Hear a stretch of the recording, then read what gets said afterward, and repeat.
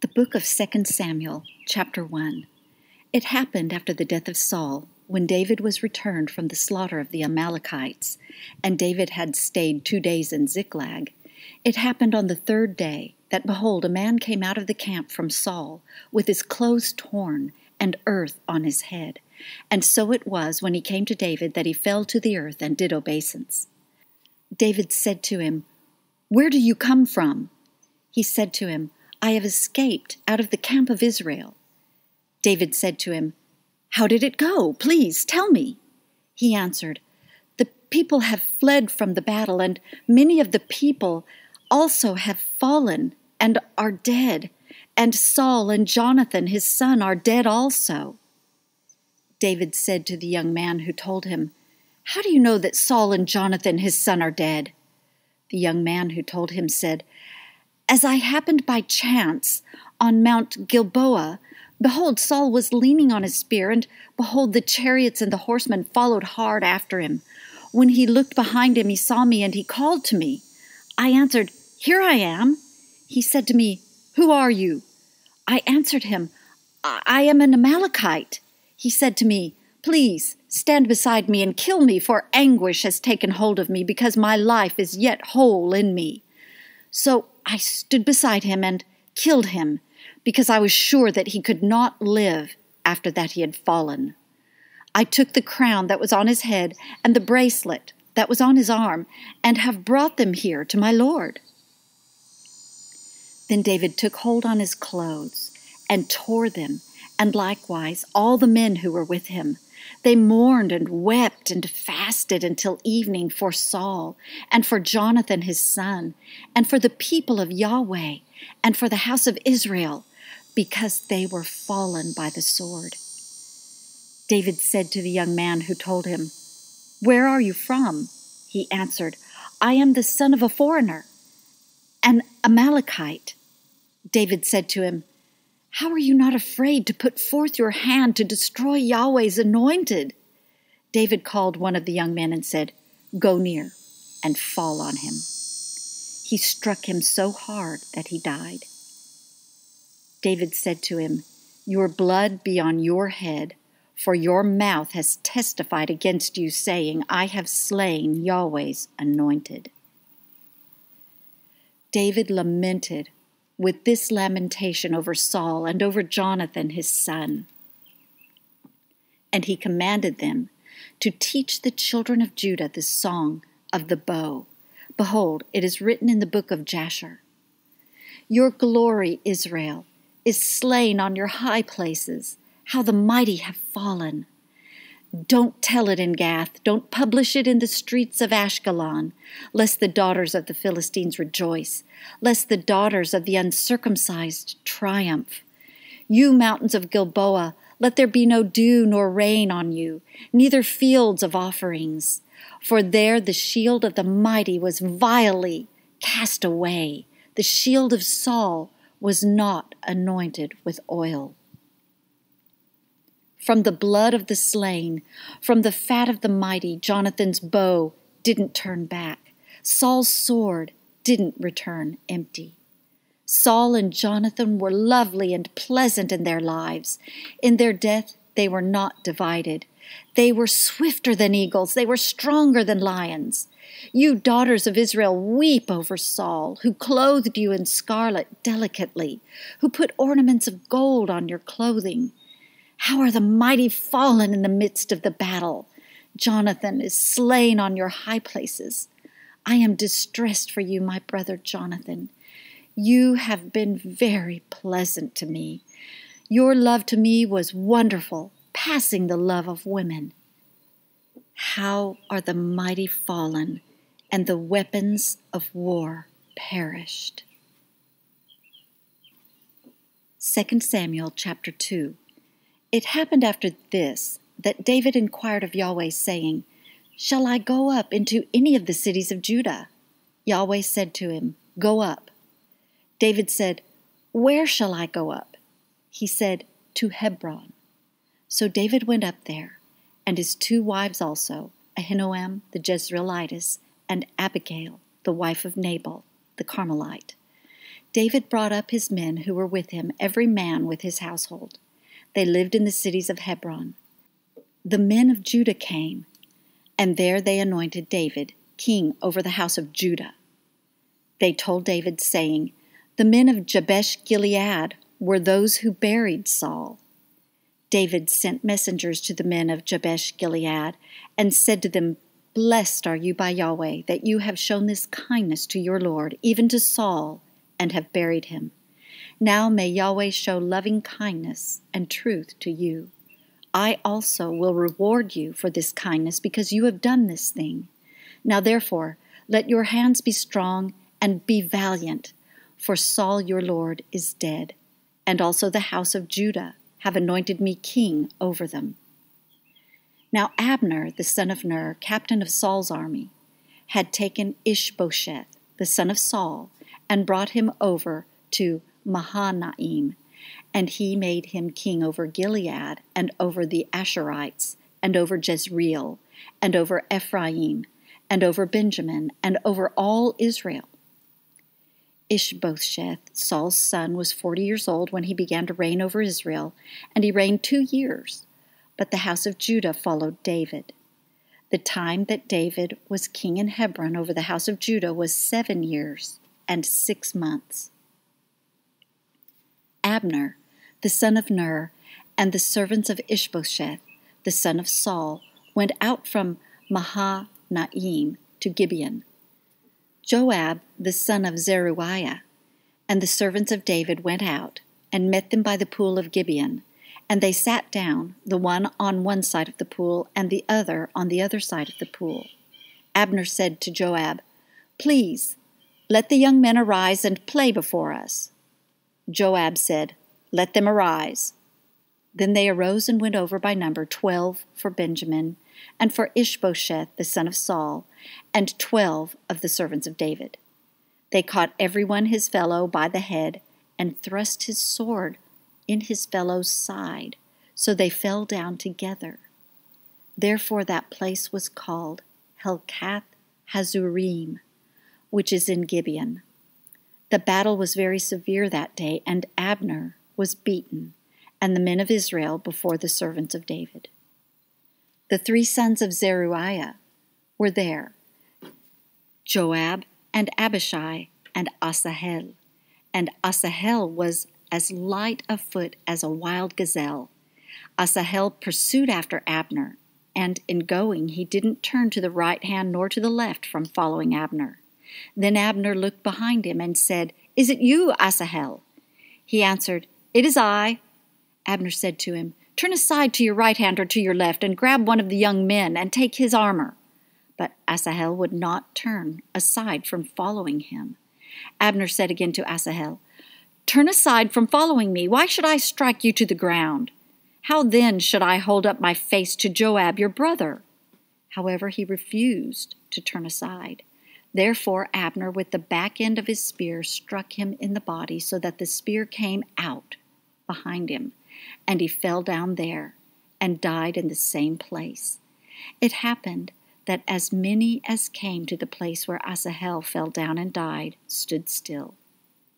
But Joab and Abishai pursued after Abner, and the sun went down when they were come to the hill of Ammah that lies before Giah by the way of the wilderness of Gibeon. The children of Benjamin gathered themselves together after Abner, and became one band, and stood on the top of a hill. Then Abner called to Joab and said, "Shall the sword devour forever? Don't you know that it will be bitterness in the latter end? How long shall it be then before you ask the people to return from following their brothers?" Joab said, "As God lives, if you had not spoken, surely then in the morning the people would have gone away, and not each followed his brother." So Joab blew the trumpet, and all the people stood still, and pursued after Israel no more. Neither fought they any more. Abner and his men went all that night through the Arabah, and they passed over the Jordan, and went through all Bithron, and came to Mahanaim. Joab returned from following Abner, and when he had gathered all the people together, There lacked of David's servants 19 men and Asahel. But the servants of David had struck Benjamin and of Abner's men, so that 360 men died. They took up Asahel and buried him in the tomb of his father, which was in Bethlehem. Joab and his men went all night, and the day broke on them at Hebron. 2 Samuel chapter 3. Now there was long war between the house of Saul and the house of David, and David grew stronger and stronger, but the house of Saul grew weaker and weaker. To David were sons born in Hebron, and his firstborn was Amnon of Ahinoam the Jezreelitess, and his second Eliab of Abigail the wife of Nabal the Carmelite, and the third Absalom, the son of Maacah, the daughter of Talmai king of Geshur, and the fourth Adonijah the son of Haggith, and the fifth Shephatiah the son of Abital, and the sixth Ithream of Eglah, David's wife. These were born to David in Hebron. It happened, while there was war between the house of Saul and the house of David, that Abner made himself strong in the house of Saul. Now Saul had a concubine whose name was Rizpah, the daughter of Aiah, and Ishbosheth said to Abner, "Why have you gone into my father's concubine?" Then was Abner very angry for the words of Ishbosheth, and said, "Am I a dog's head that belongs to Judah?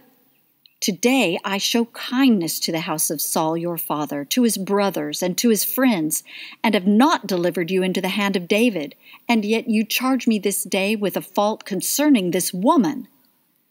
God do so to Abner, and more also, if, as Yahweh has sworn to David, I don't do even so to him, to transfer the kingdom from the house of Saul, and to set up the throne of David over Israel and over Judah, from Dan even to Beersheba." He could not answer Abner another word, because he feared him. Abner sent messengers to David on his behalf, saying, "Whose is the land?" and saying, "Make your alliance with me, and behold, my hand shall be with you to bring all Israel around to you." He said, "Good, I will make a treaty with you, but one thing I require of you. That is, you shall not see my face unless you first bring Michal, Saul's daughter, when you come to see my face." David sent messengers to Ishbosheth, Saul's son, saying, "Deliver me my wife Michal, whom I pledged to be married to me for 100 foreskins of the Philistines." Ishbosheth sent and took her from her husband, even from Paltiel the son of Laish. Her husband went with her, weeping as he went, and followed her to Bahurim. Then Abner said to him, "Go, return." And he returned. Abner had communication with the elders of Israel, saying, "In times past you sought for David to be king over you. Now then do it, for Yahweh has spoken of David, saying, By the hand of my servant David, I will save my people Israel out of the hand of the Philistines, and out of the hand of all their enemies." Abner also spoke in the ears of Benjamin, and Abner went also to speak in the ears of David in Hebron, all that seemed good to Israel, and to the whole house of Benjamin. So Abner came to David to Hebron, and 20 men with him. David made Abner and the men who were with him a feast. Abner said to David, "I will arise and go, and will gather all Israel to my lord the king, that they may make a covenant with you, and that you may reign over all that your soul desires." David sent Abner away, and he went in peace. Behold, the servants of David and Joab came from a foray, and brought in great spoil with them. But Abner was not with David in Hebron, for he had sent him away, and he was gone in peace. When Joab and all the army who was with him had come, they told Joab, saying, "Abner the son of Ner came to the king, and he has sent him away, and he is gone in peace." Then Joab came to the king and said, "What have you done? Behold, Abner came to you. Why is it that you have sent him away, and he is quite gone? You know Abner the son of Ner, that he came to deceive you, and to know you're going out and you're coming in, and to know all that you do." When Joab had come out from David, he sent messengers after Abner, and they brought him back from the well of Sirah. But David didn't know it. When Abner was returned to Hebron, Joab took him aside into the midst of the gate to speak with him quietly, and struck him there in the body so that he died, for the blood of Asahel his brother. Afterward, when David heard it, he said, I and my kingdom are guiltless before Yahweh forever of the blood of Abner, the son of Ner. Let it fall on the head of Joab and on all his father's house. Let there not fail from the house of Joab one who has an issue, or one who is a leper, or who leans on a staff, or who falls by the sword, or who lacks bread. So Joab and Abishai his brother killed Abner, because he had killed their brother Asahel at Gibeon in the battle. David said to Joab and to all the people who were there with him, Tear your clothes and clothe yourselves with sackcloth and mourn before Abner. King David followed the bier. They buried Abner in Hebron, and the king lifted up his voice and wept at the grave of Abner, and all of the people wept. The king lamented for Abner and said, Should Abner die as a fool dies? Your hands were not bound, nor your feet put into fetters. As a man falls before the children of iniquity, so you fell. All the people wept again over him. All the people came to cause David to eat bread while it was yet day, but David swore, saying, God do so to me, and more also, if I taste bread or anything else until the sun goes down. All the people took notice of it, and it pleased them, as whatever the king did pleased all the people. So all the people and all Israel understood that day that it was not of the king to kill Abner the son of Ner. The king said to his servants, Don't you know that there a prince and a great man has fallen this day in Israel? I am this day weak, though anointed king, and these men, the sons of Zeruiah, are too hard for me. May Yahweh reward the evildoer according to his wickedness. 2 Samuel chapter 4. When Ishbosheth, Saul's son, heard that Abner was dead in Hebron, his hands became feeble, and all the Israelites were troubled. Ishbosheth, Saul's son, had 2 men who were captains of bands. The name of the one was Baanah, and the name of the other was Rechab, the sons of Rimmon, the Beerothite, of the children of Benjamin, for Beeroth also is reckoned to Benjamin. And the Beerothites fled to Gittaim, and have lived as foreigners there until this day. Now Jonathan, Saul's son, had a son who was lame of his feet. He was 5 years old when the news came of Saul and Jonathan out of Jezreel, and his nurse took him up and fled. And it happened, as she made haste to flee, that he fell and became lame. His name was Mephibosheth. The sons of Rimmon, the Beerothite, Rechab and Baanah, went and came about the heat of the day to the house of Ishbosheth, as he took his rest at noon. They came there into the midst of the house, as though they would have fetched wheat, and they struck him on the body, and Rechab and Baanah his brother escaped. Now when they came into the house, as he lay on his bed in his bedroom, they struck him and killed him, and beheaded him, and took his head, and went by the way of the Arabah all night. They brought the head of Ishbosheth to David to Hebron, and said to the king, Behold, the head of Ishbosheth, the son of Saul, your enemy, who sought your life. Yahweh has avenged my lord, the king, this day of Saul and of his seed.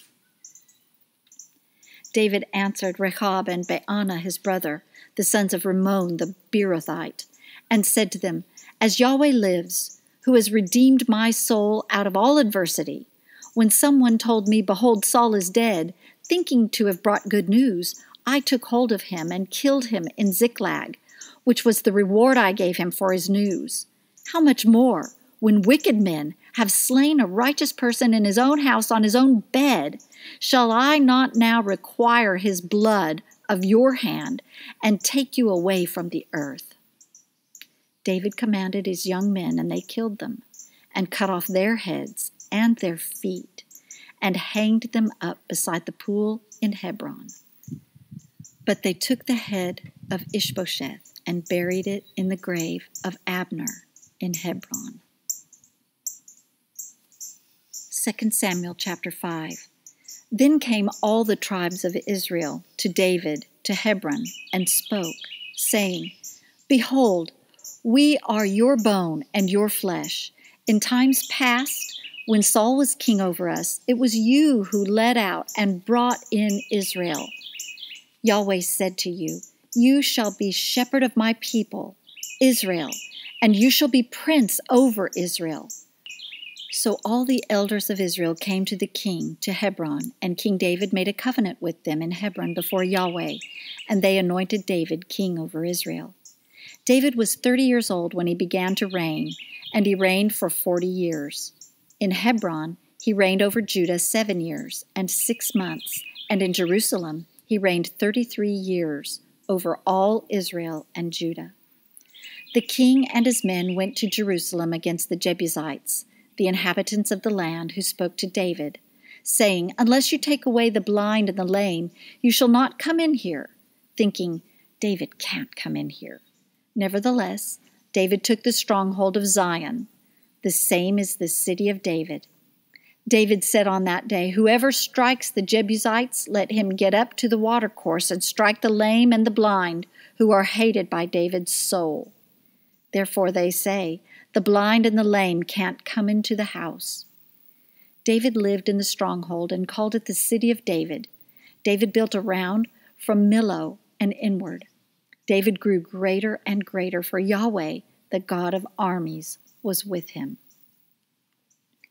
Hiram, king of Tyre, sent messengers to David, and cedar trees and carpenters and masons, and they built David a house. David perceived that Yahweh had established him king over Israel, and that he had exalted his kingdom for his people Israel's sake. David took him more concubines and wives out of Jerusalem after he was come from Hebron, and there were yet sons and daughters born to David. These are the names of those who were born to him in Jerusalem: Shammua, Shobab, and Nathan, and Solomon, and Ibhar, and Elishua, and Nepheg, and Japhia, and Elishama, and Eliada, and Eliphelet.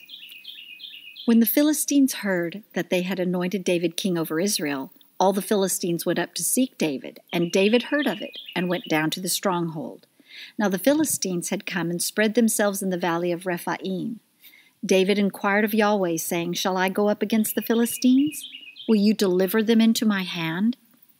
Yahweh said to David, "Go up, for I will certainly deliver the Philistines into your hand." David came to Baal Perazim, and David struck them there. And he said, "Yahweh has broken my enemies before me, like the breach of waters."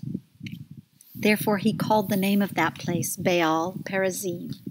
They left their images there, and David and his men took them away. The Philistines came up yet again and spread themselves in the valley of Rephaim. When David inquired of Yahweh, he said, "You shall not go up. Circle around behind them and attack them over against the mulberry trees. It shall be, when you hear the sound of marching in the tops of the mulberry trees, that you shall stir yourself up, for then Yahweh has gone out before you to strike the army of the Philistines." David did so as Yahweh commanded him, and struck the Philistines from Geba until you come to Gezer. 2 Samuel chapter 6. David again gathered together all the chosen men of Israel, 30,000. David arose and went with all the people who were with him from Baalah Judah to bring up from there the ark of God, which is called by the name, even the name of Yahweh of armies, who sits above the cherubim. They set the ark of God on a new cart and brought it out of the house of Abinadab that was in the hill, and Uzziah and Ahio, the sons of Abinadab, drove the new cart. They brought it out of the house of Abinadab, which was in the hill, with the ark of God, and Ahio went before the ark. David and all the house of Israel played before Yahweh with all kinds of instruments made of fir wood, and with harps, and with stringed instruments, and with tambourines, and with castanets, and with cymbals. When they came to the threshing floor of Nacon, Uzzah put forth his hand to the ark of God and took hold of it, for the cattle stumbled. The anger of Yahweh was kindled against Uzzah, and God struck him there for his error, and there he died by the ark of God. David was displeased because Yahweh had broken forth on Uzzah, and he called that place Perez Uzzah to this day.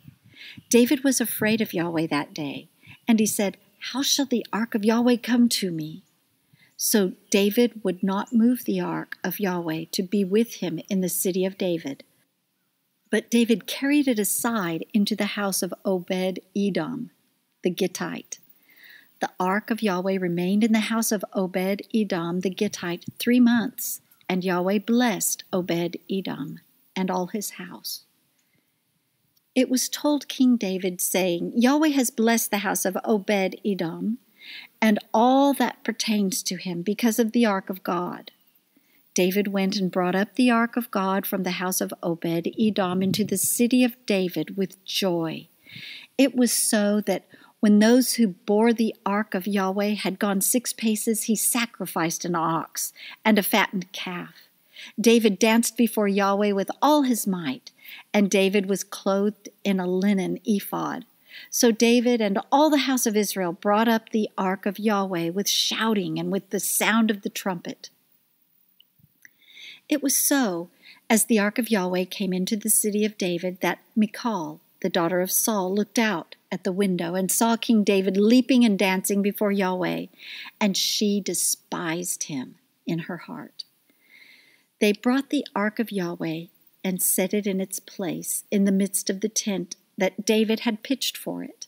And David offered burnt offerings and peace offerings before Yahweh. When David had made an end of offering the burnt offering and the peace offerings, he blessed the people in the name of Yahweh of armies. He dealt among all the people, even among the whole multitude of Israel, both to men and women, to everyone a cake of bread, and a portion of flesh, and a cake of raisins. So all the people departed, everyone to his house. Then David returned to bless his household. Michal, the daughter of Saul, came out to meet David and said, "How glorious the king of Israel was today, who uncovered himself in the eyes of the handmaids of his servants, as one of the vain fellows shamelessly uncovers himself." David said to Michal, "It was before Yahweh, who chose me above your father and above all his house, to appoint me prince over the people of Yahweh, over Israel. Therefore will I celebrate before Yahweh. I will be yet more vile than this, and will be base in my own sight. But of the handmaids of whom you have spoken, they shall honor me." Michal, the daughter of Saul, had no child to the day of her death. 2 Samuel chapter 7. It happened when the king lived in his house, and Yahweh had given him rest from all his enemies all around, that the king said to Nathan the prophet, "See now, I dwell in a house of cedar, but the ark of God dwells within curtains." Nathan said to the king, "Go, do all that is in your heart, for Yahweh is with you." It happened the same night that the word of Yahweh came to Nathan, saying, "Go and tell my servant David, thus says Yahweh, shall you build me a house for me to dwell in?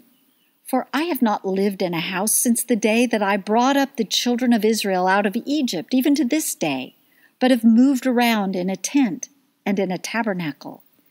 In all places in which I have walked with all the children of Israel, did I say a word to any of the tribes of Israel, whom I commanded to be shepherd of my people Israel, saying, Why have you not built me a house of cedar?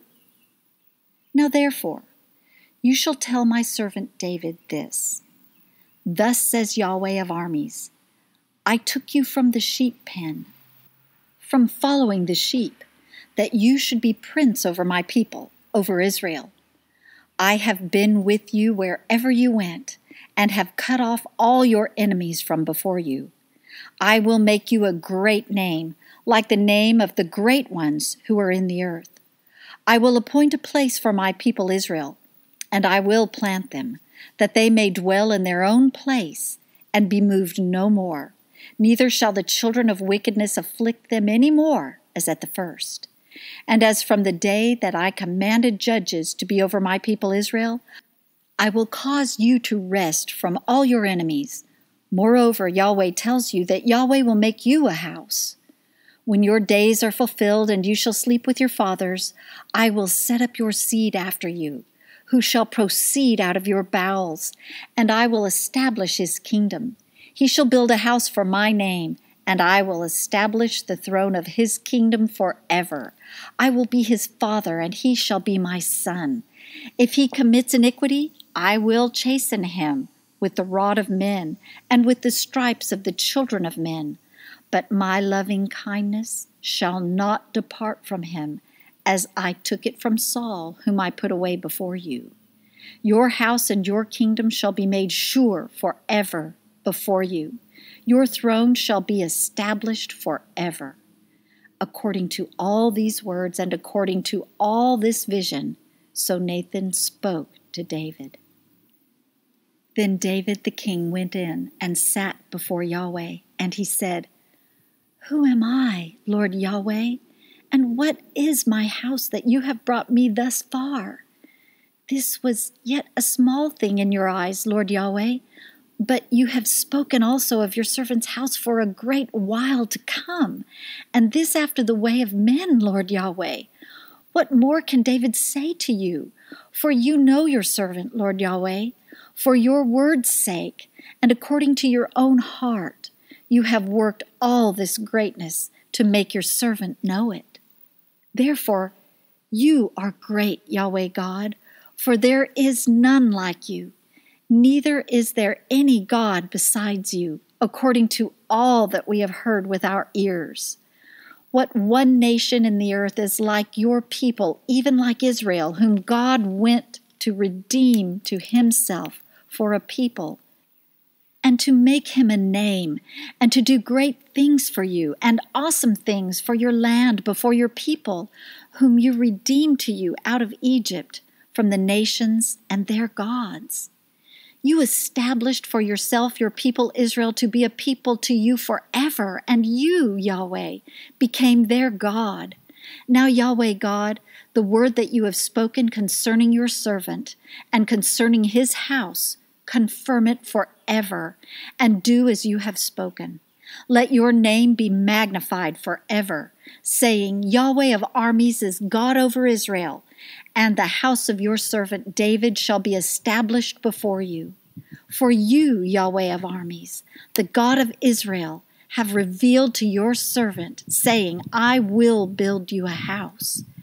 Therefore your servant has found in his heart to pray this prayer to you.